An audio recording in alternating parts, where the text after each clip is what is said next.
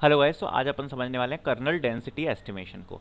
अब colonel density estimation को machine learning में अपन केवल मतलब फॉर्मूले से नहीं समझ रहे हैं, केवल अपन समझ रहे हैं कि होता क्या है।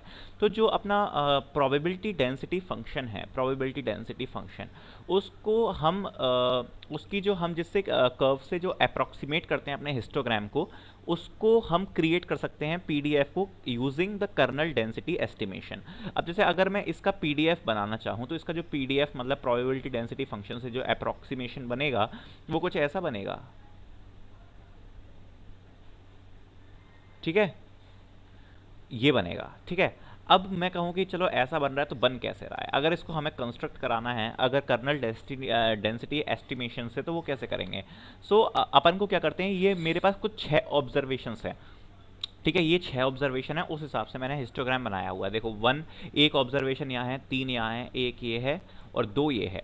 अब हम क्या करेंगे, इन सारी ऑब्जर्वेशन को सेंट्रल में लेकर उसके लिए एक गॉसियन कर्नल ड्रॉ करने वाले हैं। गॉसियन कर्नल कैसे, मैं बताता हूँ। जैसे एक ऑब्जर्वेशन आई ये वन, ठीक है, वन, ये हमारे पास एक ऑब्जर्वेशन आई। मान लो कि ये जो ऑब्जर्वेशन है ये है वन पे। ठीक है, तो यहां पर मैंने वन के लिए सेंट्रल में लेके वन एक Gaussian bell shaped normal curve बना दी। ठीक है, अब ये 3 ऑब्जर्वेशन है, कुछ कुछ मान लो थोड़े थोड़े से गैप पर हैं, ये 3 ऑब्जर्वेशन है जिसके लिए हमने ये हिस्टोग्राम बनाया है। उनको भी सेंटर में लेके हमने 3 कर्नल्स बनाई और वो कैसी बनेंगी, कुछ ऐसे। पहली ऑब्जर्वेशन के लिए ये बन गई, नॉर्मल डिस्ट्रीब्यूशन की बेल कर्व बनानी है। फिर दूसरी ऑब्जर्वेशन इसके थोड़े से बाद है तो उसके लिए ये बन गई। फिर तीसरी तो और थोड़े से उसके बाद है तो फिर तीसरी ये बन गई। ठीक है, फिर 2 यहां पर हैं तो 2 उनके लिए ये बना दिए। ठीक है, ये ऐसे टोटल हमारे पास 6 कर्नल्स बन गई, गॉसियन कर्नल्स। क्या बन गई, गॉसियन कर्नल्स। ठीक, अब हमें अगर अपना पीडीएफ बनाना है तो कैसे बनाएंगे, हम जस्ट सम अप करते जाएंगे, इन सबको सम अप करते जाएंगे। जैसे कि सपोज मेरा यहां पर कोई पॉइंट है एक्स आई। अब इस एक्स आई पे अगर मेरे को बनाना है तो मैं यहां पर पॉइंट मैंने देखा, सम अप किया, तो सम अप करने पर मेरे पास जो बन के आया वो कुछ ऐसा मैंने यहाँ पर ऐसे ड्रॉ कर दिया। ठीक है, ये ड्रॉ हो गया। अब मैंने इस पॉइंट पर समअप किया तो यहाँ पर भी कुछ नहीं है, तो मेरा कुछ ऐसा ड्रॉ होते चला जा रहा है। ठीक है, अब इस पॉइंट पे आप देख सकते हो कि यहाँ पर इस पॉइंट पे क्या है, दो दो पॉइंट्स मिल चुके हैं, एक इस कर्नल के एक इस कर्नल की, तो यहाँ पर ये थोड़ा सा और ऊपर हो गया। अभी इस पॉइंट पे 3 कर्नल मिल चुके हैं तो थोड़ा सा ये और ऊपर हो गया, और ये देखो ऊपर चलता चला जा रहा है, क्योंकि यहाँ पर आप देख सकते हो काफी डेंस है, 4 4 पॉइंट्स मिल रहे हैं, तो ये ऊपर चला गया, ऐसे बन गया। ठीक है, फिर यहाँ पर फिर कम होते जा रहे हैं तो फिर अपना कुछ ऐसे बन गया। फिर उसके बाद ये कुछ ऐसा चला अपना, ये कम होते होते फिर यहाँ पर फिर से थोड़ा सा डेंस आने लगा तो फिर ऐसे बन गया।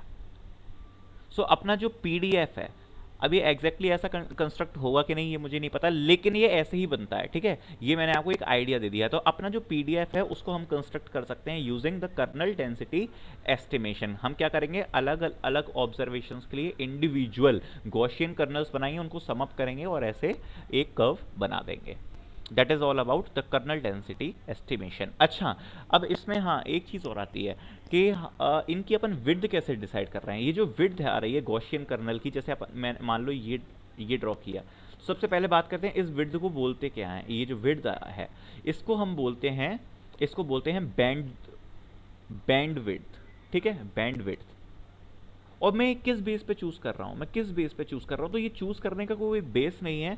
हम जितनी अपनी विड्थ ज्यादा रखेंगे, जितनी हमारी विड्थ ज्यादा होगी, जितनी मैं डब्ल्यू की वैल्यू को बढ़ाऊंगा, मींस विड्थ की वैल्यू को बढ़ाऊंगा, तो हमारी ये जो कर्व है उतनी ही स्मूथ बनेगी, स्मूथ बनेगी। ठीक है, उतनी क्या बनेगी, स्मूथ। और जितनी मैं विड्थ अपनी कम करूंगा उतनी ही ये कॉम्बरसन हो जाएगी। मतलब कैसे, मतलब थोड़ी सी कचड़ पचड़ सी हो जाएगी अगर मैं विड्थ कम करूंगा। जैसे अगर मान लो फॉर एन एग्जांपल, अभी ये मैं हटा देता हूँ, ये तो आपको समझ में आ गया। जब मैंने इक्वल विड्थ रखी सही वाली तो ये हमारा बन गया। कॉम्बरसन कैसे होगी वो मैं बताता हूँ। अगर मैंने विड्थ कम रखी छोटे, अगर मान लो काफ़ी सारे ऑब्जर्वेशन है छोटे छोटे से, ऐसे ऐसे बना दी मैंने, काफ़ी सारे ऑब्जर्वेशन है सपोज किसी हिस्टोग्राम में, ये मैंने बना दी ऐसे ऐसे ऐसे ऐसे करके, काफ़ी सारी मेरी ये बेल शेप्ड कर्व बन चुके हैं। तो उनका अगर मैं जैसे पीडीएफ इनसे ड्रॉ करूंगा तो कैसे ड्रॉ होगा, कुछ ऐसा हो जाएगा। देखो अगर मेरी विड्थ अगर ऐसे कम हो गई तो ऐसे ऐसे कुछ ड्रॉ हो जाएगा। सो ये आप देख सकते हो, स्मूथनेस है वो कम हो जाएगी। अगर मैं बैंड विड्थ की वैल्यू को ज़्यादा रखूंगा तो जो स्मूथनेस होगी वो आएगी, ठीक है। और अगर मैं कम रखूंगा वैल्यू तो ये कन्वर्जन हो जाएगा। But this is the condition, जब अपन विड्थ कम रखेंगे तो स्मूथ तो कम होगी, लेकिन अपन के पास अपन ने जो ये अप्रोक्सीमेशन लगाई है अपने हिस्टोग्राम की, वो थोड़ी सी परफेक्टनेस पे ज़्यादा होगी, काफ़ी परफेक्ट जाएगी अगर अपन विड्थ कम करते जाएंगे। अब ज़्यादा करते जाएंगे विड्थ तो थोड़ी सी परफेक्टनेस तो कम होगी, बट स्मूथनेस बढ़ेगी। So this is our band width की choice. So this is all about the kernel density estimation for PDF.